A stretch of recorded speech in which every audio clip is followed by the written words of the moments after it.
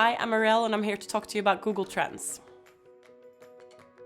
The reason why Google Trends is such a unique tool is because it's the closest we can get to what people's intents are and what they're searching every day. The reason is that we have 50,000 searches every second. That's 3.5 billion every day on Google. 15 to 20% of these are actually new every day. This means that we can discover new trends at a very quick pace.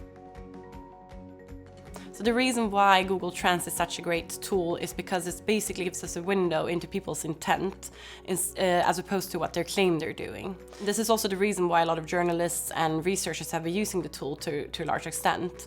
And this means that it's also amazing for advertisers to see what their consumers are really looking for and wanting help with. So I'm going to start by going through the basic settings of the Google Trends Explore section. So the first setting that you can choose is basically the country. The second setting you can do is for the time period, and you can choose everything from a couple of hours ago or minutes ago to months and years ago. You can also choose a category or vertical. These are quite unintuitive often, so it's good to just type something in the box that you know belongs to the category that you want to look at, and it will give you suggestions of actually which category that you might be looking for. And the last one is to choose the entity that you want to look at. And you can choose not only Google search, although I do recommend that one as being the best one, but you can also look at YouTube data, you can look at image search or news search as well. So there are some extra settings that I would like to explain to you as well. The first one is for sharing. It basically means that you can just click that link to share with colleagues or friends. The second one is a plus button, basically just meaning that you can subscribe. The last one is the most important one, is the settings one. It basically allows you to get more data or to create your own graphs based on the data that you're seeing in an interface. It also allows you to change the time zone, which is important for the hourly analysis. And it also allows you to change the language that you're analyzing the data in. So let us go into the search terms and how to use them. So you might remember how it used to work when you used to search online back in the days, and you had to put quotation marks and pluses and minuses to get to the optimal search results.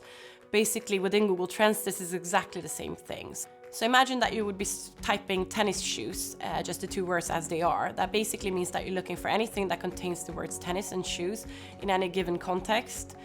So it could be that you actually mean that I don't like to wear shoes when I play tennis. It doesn't have to do with tennis shoes necessarily. If you then add quotation marks around the words, it means that you're looking for that exact search term, so tennis and shoes. But it could be within the context of other words. So it could be that tennis shoes are expensive, or tennis shoes are cheap, or I don't like tennis shoes. So if you instead would put, for instance, tennis plus shoes, that means that you're looking for any search terms that contain either tennis or shoes. This technique is mostly used when you have brands that are called multiple things or are often misspelled.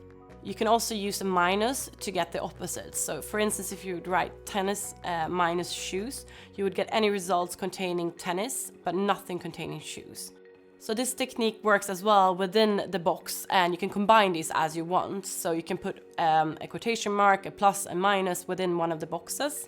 And as long as you stick to below 25 search terms, you'll have this kind of optimized version of your search. So it's good to know that there's an additional feature that basically allows you to search by either search term or topics. And a topic basically means that it's the whole category containing tons and tons of words that belong to that category. So it's our algorithm that understands it, and you don't have to do the work yourself. The topic is just a search term or whatever search terms or combination of search terms that you've entered into the bucket. So a great example to show this is basically using Coca-Cola. So as you start typing Coca-Cola in the search boxes, it will give you suggestions of whether you mean the search term itself or if you mean a topic, so as the beverage Coca-Cola or the company Coca-Cola. And if you use the topic, it will understand the topic in a broader sense. So it will understand any given terms that people have been searching that contain Coca-Cola. So it could be Coke, Cola, Cola Light, etc. And the algorithm is so smart that it actually understands the difference between people searching for Coke, meaning Pepsi, or Coke, meaning Coca-Cola, based on the actions that they've taken around that search, essentially. If you choose the topic only or the search term only, basically it will only take into account those exact words that you've put within that bucket.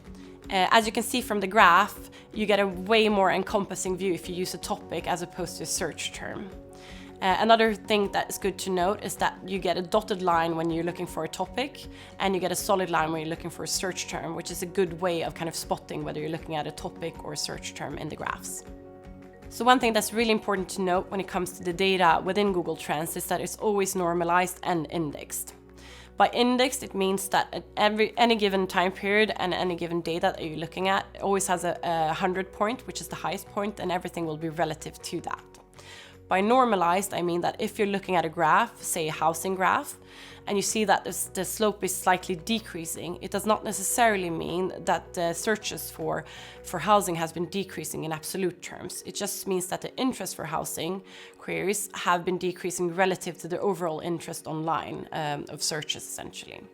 On the opposite side of that, if you see a line that is increasing, you know that it's been increasing more than the general interest for searches overall.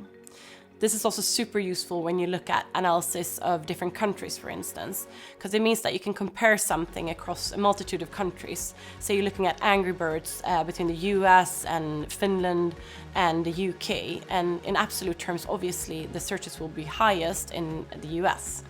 But actually, as you can see from the graph, it's the highest in Finland because that's where Angry Birds is from. And this is obviously the relative interest in Finland of Angry Birds as opposed to the other countries.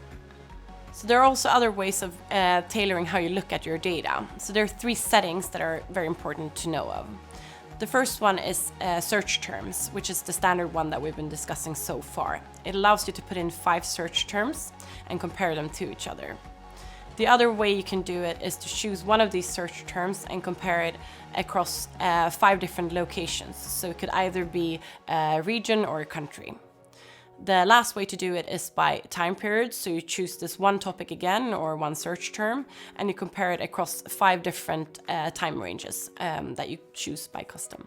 So Google Trends has another feature as well, which is really, really useful and helps you rank consumer interests in any given topic, essentially. So let's assume that you're a brand and you have this new product launch and you want a celebrity to endorse that product, but you're not sure which celebrity to choose. Google Trends can help you choose which one to use. Let's assume that we narrowed it down to 5 celebrities. We have Madonna, Lady Gaga, Miley Cyrus, Britney Spears, and Katy Perry. If we look at the graph, we can see that Lady Gaga has been the biggest over time. She's the purple line. But you can also see that Miley Cyrus has this huge peak at the end of the graph. This was from when she was very controversial at the MTV Awards.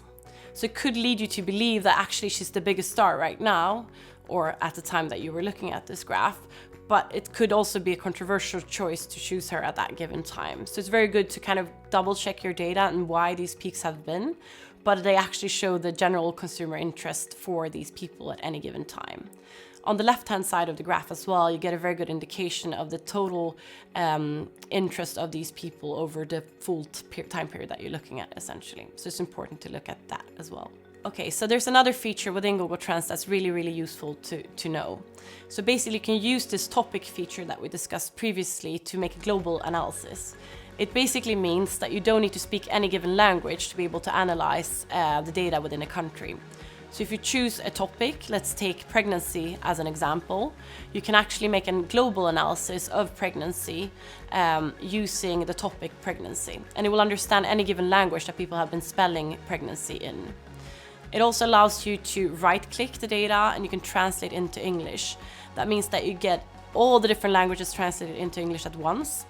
And if you don't remember what the original word was, or you want to go back to what it looked like before, you can basically hover above the word that you just translated, and it will give you the original spelling and the original language that you had as well. It's good to note that at the bottom of the interface, you always have the top and rising queries of any given search that you've made. You might notice sometimes that it says breakout. This basically just means that it's more than 5,000% increase versus the period that you're looking at right now. So it just means that basically the word has never been searched for before the time period that you're looking at. This is just a brief selection of all the great things that you can get from Google Trends. There's way more, such as hacks and tips and tricks to be gained from our website, which you can find here. Thank you so much for listening today, and don't hesitate to contact us if you have any questions.